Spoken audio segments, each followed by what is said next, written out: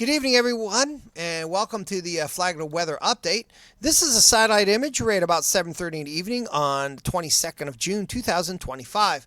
All the bright colors represent thunderstorms, and matter of fact, these thunderstorms that passed to the south of Tampa produced two water spouts side by side. If you search around, Google around a little bit, you can find some pictures of those. But you can see up by us, it's been really, really dry. But there are some showers and a couple pop-up thunderstorms out over the ocean. There's always a chance one of those could blow in during the overnight hours. So let's take a look at the tropics right now. We do have one system out here. The National Hurricane Center has a 20% chance of developing in the next 7 days.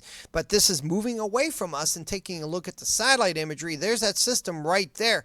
And you can clearly see it's moving away. This is a very weak, disorganized system, but National Hurricane Center believes that it has some potential. So they are watching that. They've designated Invest Area 90, and they will be watching that. Again, it's moving away from us. There was no concern for us here in Flagler County. Elsewhere, showers and storms going on in a few places, but nothing organized. You can actually see before the sun sets, you can see all that Saharan dust out there in the Atlantic. Taking a further, longer look at our tropical outlook, this takes us into the end of July, and looks like that there's no potential. They're not seeing potential for tropical cyclone development anywhere over the Atlantic Ocean. And as we go into the early part of July, looks like things even seem more settled, even out in the Eastern Pacific. Just a low chance of development here, and they're not expecting any development anywhere in the Atlantic Basin. That's definitely some good news. We'll take that.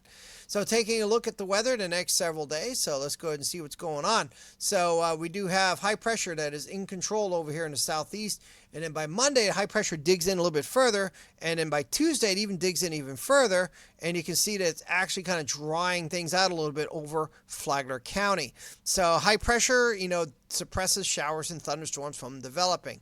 Now let's go ahead and take a look as we go further afield and go further into the future. So this is as we go into Wednesday, high pressure is still right over the area, but then as high pressure begins to break down, begins to weaken, and then one high pressure system forms to the south, and the winds come east over Miami, then bank around the Gulf of Mexico, scooping that moisture up and come from the west to the east over us here in Flagler County. So right now the regime is onshore wind flow, and that pushes all the showers and thunderstorms inland and away from Flagler County, and that's the way things are expected to stay. Now as we go into the end of the week, all of this activity might start shifting our way, so we'll be watching out for that.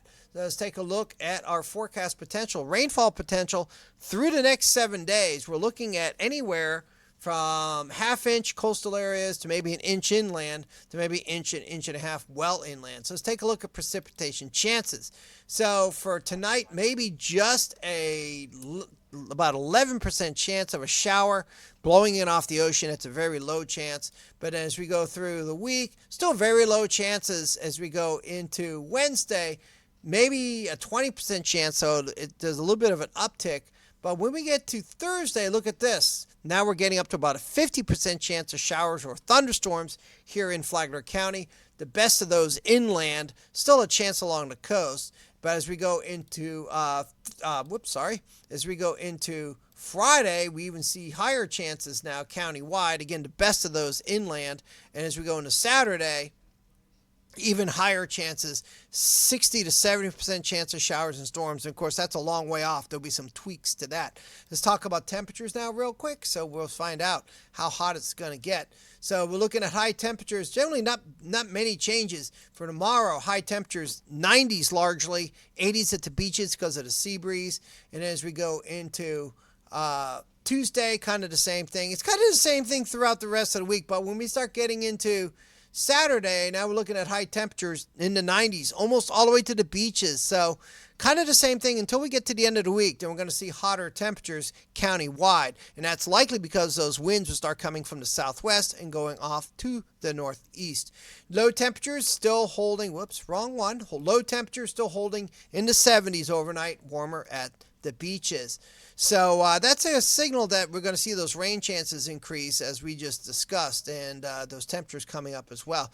Taking a look at fire danger, right now we're not in too bad a shape here. Drought index near 200, but we do have 3 contained wildfires. All of these are less than 2 acres or right around a little less than that. All three of these are contained 100%, no concern with them at all. At the beaches, moderate rip current risk out there at our county beaches. Surf temperature 77 to 82 degrees. The one thing I want to make sure everyone has awareness of is the UV index here. UV index is extreme, so make sure you are sunblocking up properly if you go to the beaches. Again, water temperature 77 to 82 degrees. More on the 77 side. Things have been right around 77, 78 based on local observations. So that's going to wrap it up. We appreciate you checking out our video tonight. Be sure to subscribe, and we will have an update maybe middle of the week.